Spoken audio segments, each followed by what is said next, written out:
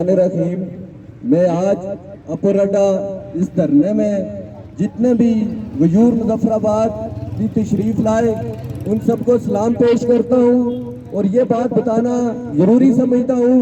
कि आप लोगों ने जो तहरीक आज से 4 माह पहले शुरू की थी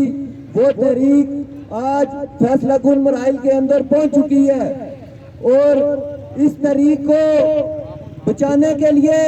इस तहरीक को कामयाब करने के लिए यही चीज बेहतर थी कि तमाम पार्टियों से लोग, जिसमें तुलबा, ताजर, ट्रांसपोर्टर, सिविल सोसाइटी, काउंसलर हजरात जब मिल गए, जब एक हो गए तो आपकी तहरीक कामयाब हो चुकी है। ये बात नहीं है कि आपकी तहरीक कामयाब नहीं है। अब असल जो चीज है आपका चार्टर ऑफ डिमांड, अगर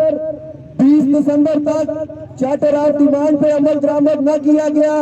तो इंशाअल्लाह ताला इन असेंबलियों में बैठे इन नाम नहाद हुक्मरानों को रोडों पे चलने नहीं देंगे।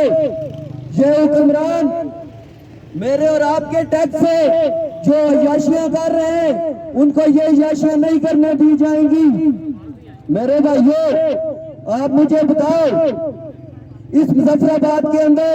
जब तहरीक का आगाज तुलबा ने किया तो उस टाइम हमें भी ये चीज नजर आती है, हम भी देखते हैं कि 4 माह से जो अंजुमन ताजरान मुजफ्फराबाद है उसने जिस दीदा दिलेरी से, जिस जज्बे के साथ इस अवामी हकूक की जंग लड़ी वो जंग किसी ने नहीं लड़ी। आज आकर कोई इनको ब्लैकमेल नहीं कर सकता,